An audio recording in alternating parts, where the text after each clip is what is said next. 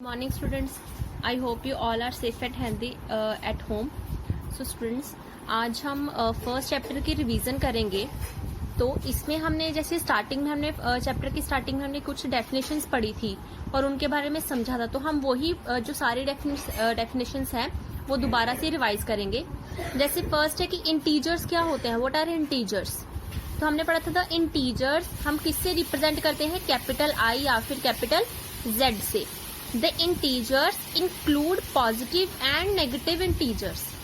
ठीक, तो इंटीजर्स में क्या आता है जो जिसे हम आई और जेड से रिप्रेजेंट करते हैं उसमें पॉजिटिव और नेगेटिव दोनों इंटीजर्स आते हैं.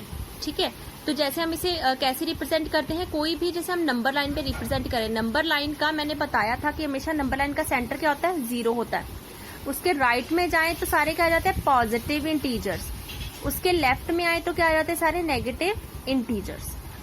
Okay, and next is absolute value. Absolute value of an integer is its numerical value regardless of its sign and direction. तो इसमें मैंने जैसे बताया था कि एब्सोल्यूट वैल्यू क्या होती है, ये एक इंटीजर होता है जो कि न्यूमेरिकल वैल्यू बताती है, किसी भी कोई भी न्यूमेरिकल वैल्यू बताती है, बट उसके साइन और डायरेक्शन को हम नेग्लेक्ट कर देते हैं. If n is a positive, अगर n पॉजिटिव है तो mod of n is equal to n. If n is negative, अगर n नेगेटिव है तो mod of n is always negative. Mod लगा के हम उसका जो नेगेटिव साइन है उसे पॉजिटिव कर देते हैं. अगर n 0 है, इफ n इज 0 तो mod of 0 is equal to 0. तो इसमें हम एब्सोल्यूट वैल्यू के बारे में क्या बता रहे हैं, इसमें सिर्फ हम कुछ नहीं, हमने सिर्फ न्यूमेरिकल वैल्यू बतानी. जैसे ये 0 है, ये नेगेटिव है. ठीक, ये नेगेटिव आ गया, ये पॉजिटिव आ गया. अगर हम ले रहे हैं कि एब्सोल्यूट वैल्यू ले रहे हैं, यहाँ पे आ गया -2, यहाँ पे आ गया +2. हम 2 की जो एब्सोल्यूट वैल्यू निकाल रहे हैं वो आ रही है 2. मतलब 0 से राइट में जाके जितने डिस्टेंस पे 2 आ रहा है, 0 से लेफ्ट में उतने ही डिस्टेंस पे वो 2 आएगा. सिर्फ इसके बारे में यही बताना है. तो next is predecessor and successor. तो predecessor of integer is equal to integer -1. Predecessor means pre means पीछे जाना, प्रेडिसेसर मीन्स पीछे जाना, एक जो इंटीजर वो बैकवर्ड जाना, and successor means success means आगे बढ़ना. ठीक, तो सक्सेस से ही आपको पता चल जाएगा सक्सेस का क्या मतलब होता है, आगे बढ़ना. हम कहते हैं ना कि सफलता हो गई आपकी तो आप आगे बढ़ रहे हो, तो सक्सेसर मीन्स आगे बढ़ना. तो integer +1 is equal to successor. तो प्रेडिसेसर का आ रहा है -1. किसी भी इंटीजर में से हमने 1 माइनस कर देना, वो बन गया प्रेडिसेसर.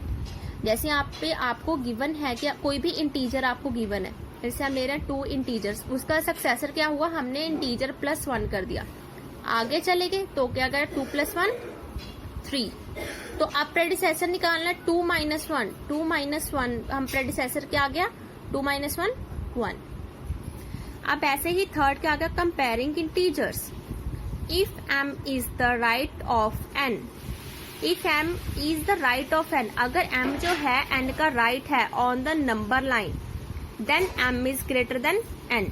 तो अगर हम कंपेयर कर रहे हैं कि कौन सी, अगर हमें क्वेश्चंस आए थे कुछ की कंपेयर करके बताओ कि कौन सी इसमें से लार्जेस्ट एंड स्मॉलेस्ट है.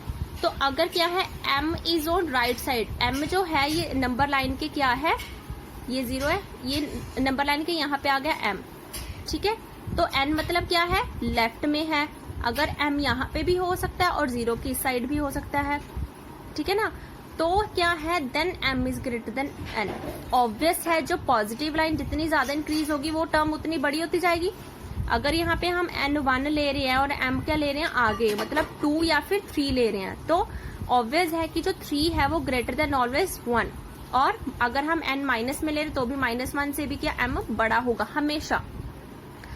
If m is the left of n on the number line, अगर ये m जो है, अगर ये m जो है नंबर लाइन के लेफ्ट में है, लेफ्ट में 0 के भी लेफ्ट में हो सकता है. जैसे हमने n कोई भी इंटीजर ले लिया, 3 ले लिया, तो उसके बाद हमने 3 ले लिया, तो उसके बाद हमने n जो लिया वो लेफ्ट में आएगा.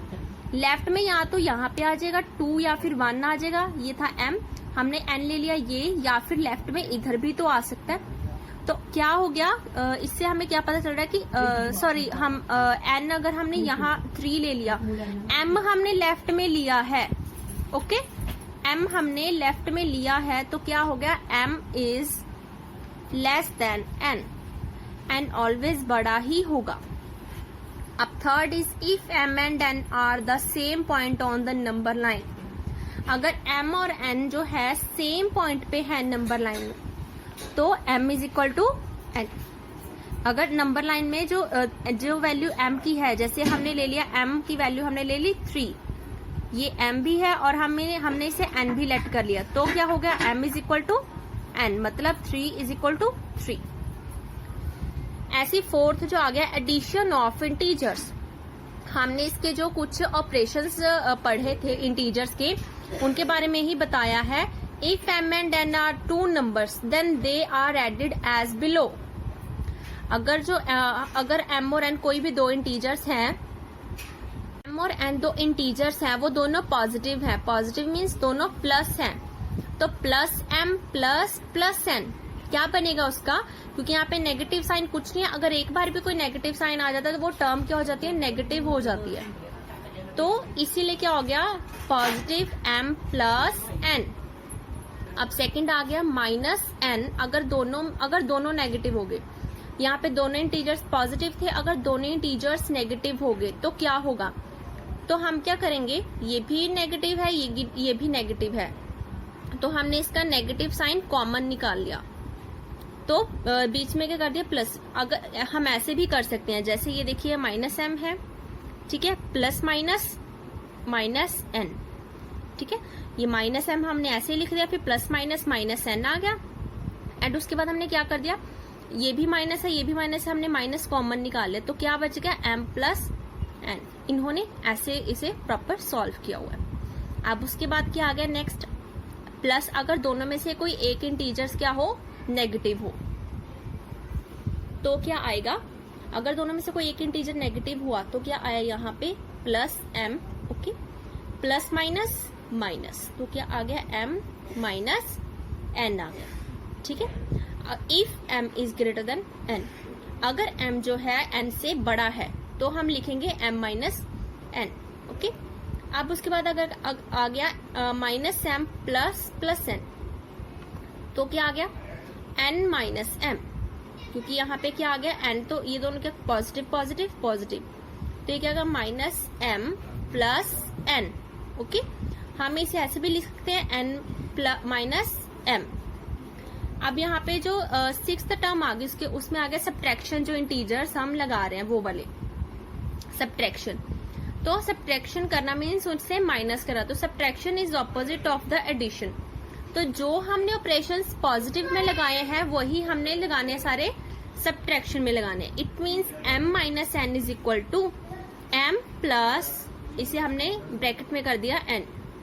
तो इसका फर्स्ट क्या आएगा, अगर दोनों क्या आगे पॉजिटिव आ गए, बट हमने इसे माइनस करना है, दोनों इंटीजर्स वैसे पॉजिटिव हैं, तो ये क्या बन गया, ये तो प्लस m ही आ गया, ठीक है, प्लस m, बट ये क्या आ गया, प्लस माइनस n, तो ये क्या बन गया, m माइनस n, ओके। वैसे ही अगर दोनों ही नेगेटिव इंटीजर्स और इन दोनों को ही हमने सब्ट्रैक्ट करना है, तो क्या आ गया, ये minus m minus plus n, ठीक है, तो ये क्या बन गया, m plus minus m plus n, and next is plus m minus n, तो ये क्या बन गया, plus m minus plus n, तो ये क्या बन गया, अगर हम प्लस का साइन कॉमन निकालेंगे m प्लस n।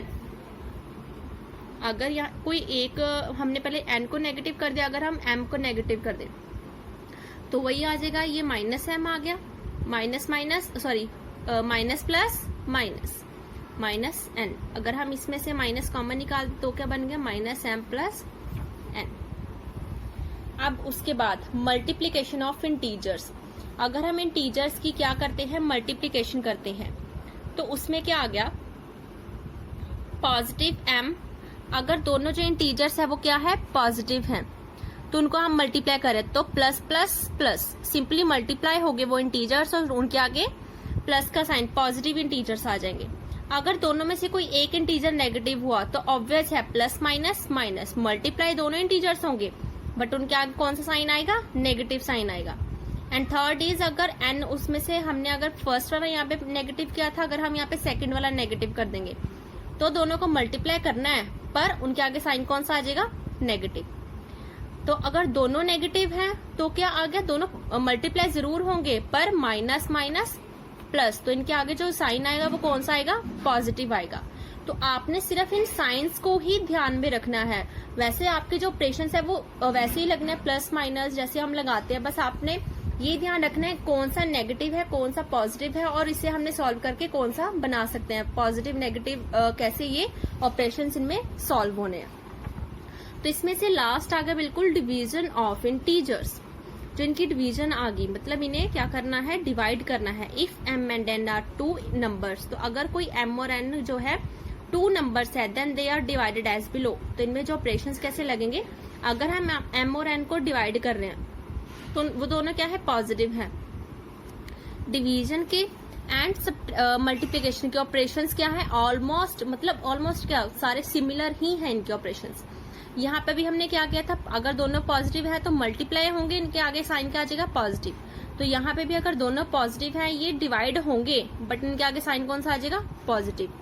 अगर यहाँ पे भी हमने अगर एक इनमें से नेगेटिव था तो हमने मल्टीप्लाई करके साइन कौन सा आना था, नेगेटिव, क्योंकि प्लस माइनस माइनस। तो यहाँ पे भी वैसे ही अगर इनमें से एक भी नेगेटिव है हमने डिवाइड करना है पर जो आंसर है उसके बाद क्या आ जाएगा, प्लस माइनस माइनस। एक नेगेटिव के कारण क्या है, सारी टर्म नेगेटिव बन जाएगी। इसमें भी यही था तो इसमें भी ऐसे ही आ गया। अब लास्ट में इन्होंने दिया था अगर दोनों नेगेटिव है तो क्या आ जाएगा, माइनस माइनस प्लस, दोनों मल्टीप्लाई होंगे पर जो पूरा जो आंसर आएगा वो क्या आएगा, पॉजिटिव आएगा। ऐसे यहाँ पे भी क्या आ गया, अगर इन्होंने अगर हम यहाँ पे दोनों नेगेटिव कर देंगे, सॉरी हाँ इन्होंने ये वाला कर दिया, अगर हम यहाँ पे दोनों नेगेटिव कर देंगे तो क्या होगा, हम प्रॉपर इसे डिवाइड करेंगे पर डिवाइड करने के बाद क्या आएगा, यहाँ पे माइनस माइनस प्लस आ जाएगा।